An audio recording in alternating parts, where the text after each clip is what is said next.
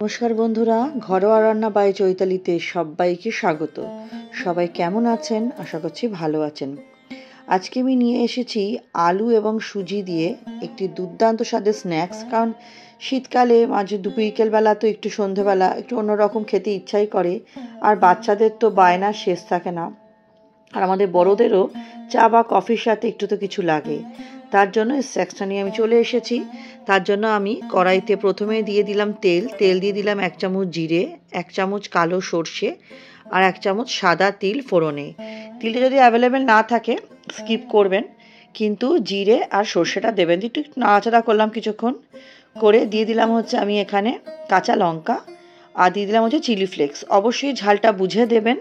যদি মনে করেন শুধু চিলি ফ্লেক্স দেবেন সেটাও করতে পারেন, যদি মনে করেন শুধু কাঁচা লঙ্কা দেবেন সেটাও করতে পারবেন। বাচ্চারা যদি খায় তাহলে ঝালটা বুঝে দেবেন অবশ্যই। ভাজা ভাজা হয়ে যাওয়ার পর দিয়ে দিলাম হচ্ছে জল। আমি এখানে 1 কাপ মতো জল দিয়েছি, কারণ আমি হাফ কাপ সুজিতে এটা করব। জলটা একটু যে ফুটে গেল এমনি এখানে আমি দিয়ে দেবো হচ্ছে হাফ কাপ মতো সুজি। আমি এখানে সরুদানা সুজি নিয়েছি, আপনারা যেরকম সুজি পাবেন নিতে পারেন, অসুবিধা হয় না। সুজিটা জলে দিয়ে অল্প অল্প করে খুন্তি দিয়ে নাড়ি চাড়িয়ে নিতে হবে। দেখব সুজিটা একটা ডো ফর্মে এসে যাবে। এর মধ্যে অবশ্যই অল্প একটু নুন দেবেন স্বাদ অনুযায়ী, নাহলে বেস্বাদ হয়ে যাবে। খুন্তিটা দিয়ে আমাকে কিছুক্ষণ নাড়িয়ে নিতে হবে। একটা অনুরোধ করবো বন্ধুরা, ভিডিওটা স্কিপ করবেন না, তাহলে কিন্তু পুরো কিভাবে আমি রেসিপিটা তৈরি করলাম সেটাই মিস হয়ে যাবে। আর অবশ্যই একটি লাইক দিয়ে দেখা শুরু করবেন।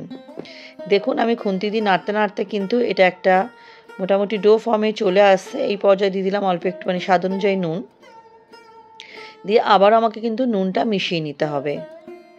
এটা দেখুন আমার খুন্তি দিয়ে নাড়তে নাড়তে সুজিটা অনেকটাই আমার ঘন হয়ে গেছে এবং একটা ডো ফর্মে কিন্তু এটা চলে আসছে। এবার এটাকে আমি একটা থালার মধ্যে নামিয়ে হাত সহ্য করতে পারবে এমনভাবে ঠান্ডা করে নেবো, কারণ এখন সুজিটা প্রচণ্ড গরম, সেই জন্য।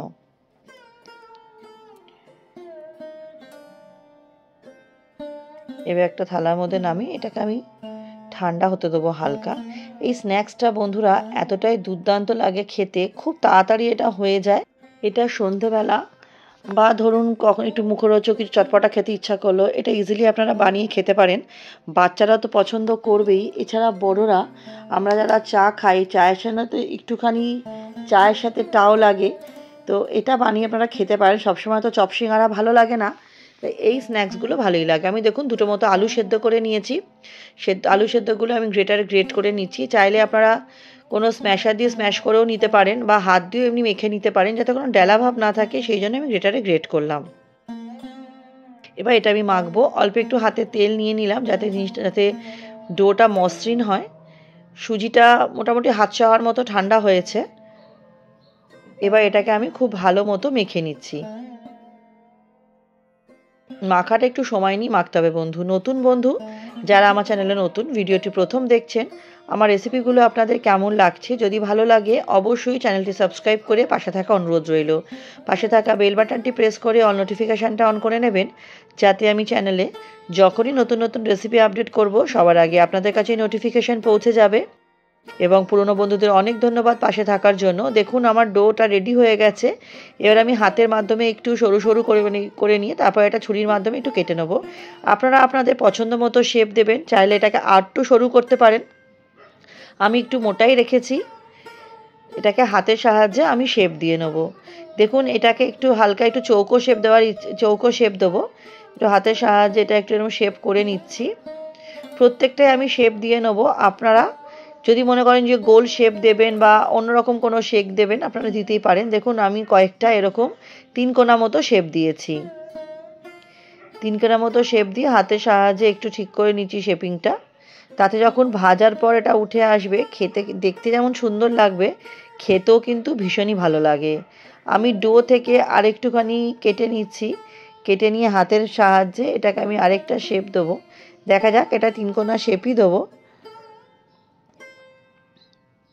তার আগে ওটা রেখে দিয়ে আমি এই শেপটাকে একটু ঠিক করে নিচ্ছি। এটা একটু বেশি মোটা মোটা হয়ে গেছে মনে হচ্ছে, তাই জন্য হাতের সাহায্যে চেপে চেপে দিচ্ছি। দেখুন 3 কোনা শেপটাও আমি রেডি করে নিয়েছি। প্রত্যেকটাই আমার রেডি হয়ে গেছে। এটাকে আমি এবার গরম তেলের মধ্যে ফ্রাই করে নেব। কড়াইতে তেল দিয়ে দিলাম, তেলটা গরম হলে আমি একটা একটা করে এগুলো ছেড়ে দেবো। তারপর এপিট ওপিট একটু লালচে লালচে করে ফ্রাই করে একটা কিচেন টিস্যুর মধ্যে এটাকে রাখতে হবে, যাতে এক্সট্রা অয়েলটা টিস্যুতে সোক করে যায়। দেখুন প্রত্যেকটা আমি দিয়ে দিলাম। এটা ভাজতে খুব বেশি একটা সময় লাগে না, 7 থেকে 8 মিনিটের মধ্যে হয়ে যায়। দেখুন খুব আলতো করে খুন্তির সাহায্যে এপিট ওপিট করতে হবে। আমার সবগুলোই প্রায় ভাজা হয়ে গেছে। প্রথম ব্যাচটা ভাজা হয়ে যাবে, এটাকে একটা টিস্যুর মানে প্লেটের মধ্যে তুলে তারপরে আমি একই রকমভাবে সেকেন্ড ব্যাচটাও ভেজে নেব। ভেজে নিলে এটা আমার রেডি হয়ে যাবে বন্ধুরা। গরম গরম পরিবেশন করেছিলাম এটা আমি সসের সাথে। আপনারা চাইলে মেয়োনিজের সাথেও এটাকে পরিবেশন করতে পারেন। খেতে কিন্তু দুটো ক্ষেত্রেই দুর্দান্ত লাগে। তাহলে বন্ধুরা রেসিপিটা আমার কেমন লাগলো অবশ্যই কিন্তু জানাবেন। ভালো লাগলে অবশ্যই সুন্দর সুন্দর কমেন্টের মাধ্যমে উৎসাহিত করবেন। বন্ধুবান্ধব পরিবারের সাথে শেয়ার করে পাশে থাকবেন। আপনাদের একটা কমেন্ট বা একটা লাইক আমাদের অনেক বেশি উৎসাহিত করে নতুন নতুন রেসিপি করতে। দেখুন আমি সবকটাই একটা একটা করে ভেজে আমি তুলে নেবো একটা প্লেটের মধ্যে। অনুরোধ থাকলো আমার মতো করে একবার অবশ্যই বাড়িতে ট্রাই করবেন। কেমন লাগলো অবশ্যই কমেন্ট সেকশানে জানাবেন। তাহলে বন্ধুরা এবার গরম গরম খাওয়ার পালা। আর ভিডিওটা আমি আজকে এখানেই শেষ করছি। নেক্সট দিন আবার হাজির হব নতুন রান্নার সাথে। সবাই খুব ভালো থাকবেন, সুস্থ থাকবেন। আমার সাথে ভিডিওটি শেষ অবধি দেখার জন্য সকলকে অসংখ্য ধন্যবাদ। সবাই ভালো থাকবেন।